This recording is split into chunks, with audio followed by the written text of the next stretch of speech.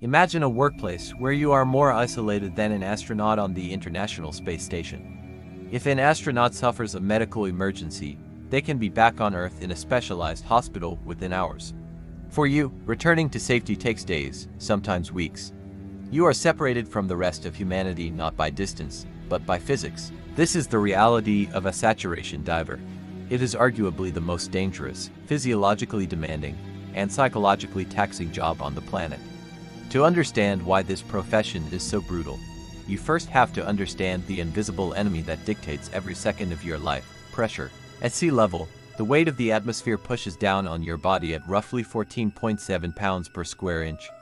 Your body evolved to handle this specific weight perfectly. But for every 33 feet you descend into the ocean, that pressure increases by one entire atmosphere. Commercial saturation divers frequently operate at depths of 1,000 feet or more. At that depth, the pressure is over 30 times greater than what humans were designed to withstand. If you were to dive down to that depth and immediately try to return to the surface, you would die. This is due to the nitrogen and inert gases that you breathe. Under extreme pressure, these gases dissolve into your bloodstream and tissues like sugar dissolving into hot tea. Your body becomes fully saturated with gas, hence the term saturation diver. If you ascend too quickly, that dissolved gas comes out of solution and forms bubbles in your blood. This is known as decompression sickness, or the bends. In a severe case, it can cause paralysis, strokes, and agonizing death. To avoid this, a diver must decompress slowly, allowing the gas to leave the body harmlessly. But decompression from a deep dive is not a matter of minutes. It is a mathematical obligation that can last for over a week. Because it is impossible to spend a week decompressing after every single shift, the industry developed a radical solution.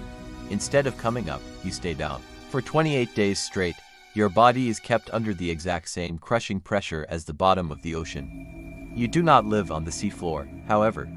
You live in a steel tube bolted to the deck of a ship, known as the Deck Decompression Chamber, or DDC. This is your home.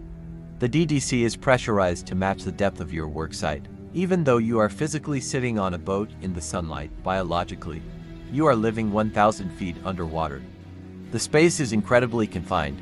You live, sleep, and eat in a cylinder often no wider than 7 feet, shared with up to 3 other men. There is no privacy, there is no escape, and the air you breathe inside this chamber is not air at all. At these extreme pressures, regular air becomes toxic. The oxygen concentration in normal air would become poisonous, causing seizures and immediate drowning. Furthermore, the nitrogen in the air would induce nitrogen narcosis, a state of intoxication similar to being extremely drunk. To keep you alive, engineers replace the nitrogen with helium. You breathe a mixture called heliox. While this keeps you alive, it creates a bizarre and hostile environment. Helium is much lighter than nitrogen, which drastically changes the physics of sound and heat. Because sound waves travel faster through helium, your voice becomes distorted into a high-pitched, cartoonish squeak. While this sounds funny to an outsider, inside the chamber, it is a serious hazard. Communication becomes difficult. Divers often have to use unscrambler microphones just to be understood by the support crew outside. Imagine trying to coordinate a life or death procedure when you can barely understand the person sitting next to you. But the effect of helium on your body temperature is far worse. Helium conducts heat away from your body much faster than normal air. If the climate control in the chamber fails for even a moment, you can suffer from hypothermia in minutes, even if the temperature reads as comfortable on a thermometer. You are perpetually living on the edge of freezing. Every time you need to go to work, you transfer from your living chamber into a diving bell. This bell is detached from the ship and lowered through the moon pool into the black water. This is your commute. As the bell descends, the light from the surface fades away, leaving you in total darkness. You are now suspended in the void, reliant entirely on an umbilical cord of hoses supplying your gas and hot water. If that umbilical is severed, you have only the gas in your bailout bottle. That bottle gives you minutes to get back to the bell. If you miss the bell, there is no rescue team coming. You cannot swim to the surface. The pressure change would kill you long before you broke the water. You are trapped in the deep. Even when you are safely inside the bell or the chamber, your body is slowly deteriorating. The most insidious threat to a saturation diver is a condition known as dysbaric osteonecrosis. This is a disease where your bones essentially rot from the inside out. Under high pressure, microbubbles of gas can block the tiny blood vessels inside your bone marrow. Over time, this cuts off the blood supply to the bone tissue. The bone dies, becomes brittle, and can eventually collapse. It is a silent, creeping injury that many divers do not notice until years after they have retired. You might survive the crushing pressure, but you may leave the job with the skeleton of an old man. But the slow rot of your bones is nothing compared to the immediate terror of a system failure. In this industry, safety regulations are written in blood. The most horrifying example of this occurred in 1983 on a rig called the Byford Dolphin. It remains the most brutal diving accident in history.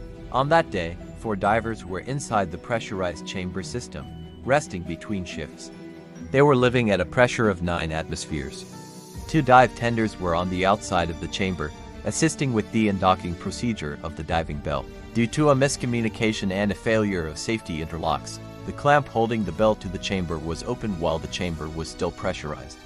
In a fraction of a second, the air inside the chamber rushed out to meet the lower pressure of the atmosphere.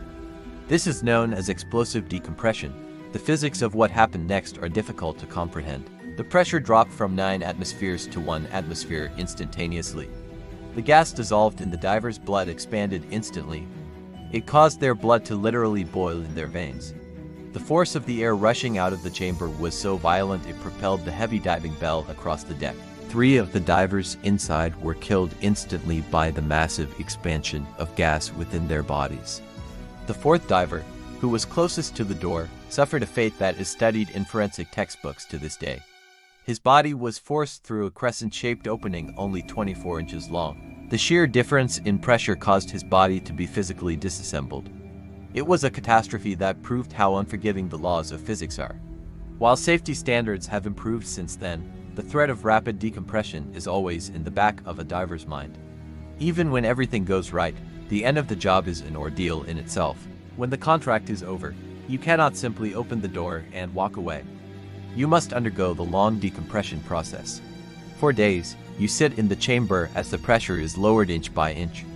You watch movies, read books, and sleep, waiting for your body to off-gas the helium. You are physically sitting at the dock, perhaps just a few feet away from your family or fresh food. But you cannot touch them. If you were to panic and open the door now, the bends would kill you. It is a prison sentence served for the crime of working.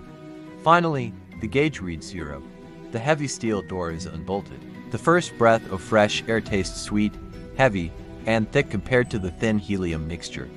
You step out into the sunlight, your voice returning to its normal pitch, but the job leaves a mark. Saturation divers are some of the highest paid industrial workers on Earth. They build the infrastructure that powers our world, fixing oil pipelines and welding structures in the freezing dark. They trade their long-term health and weeks of their lives for a paycheck that reflects the danger. They are the astronauts of the deep, venturing into a hostile alien world right here on our own planet. It is a life of isolation, confined spaces, and invisible dangers. A life where a single mistake or a mechanical failure results in a closed casket funeral. So the next time you see footage of the calm, blue ocean, remember that deep beneath the surface, there are men living in a steel tube, fighting against the weight of the world just to stay alive.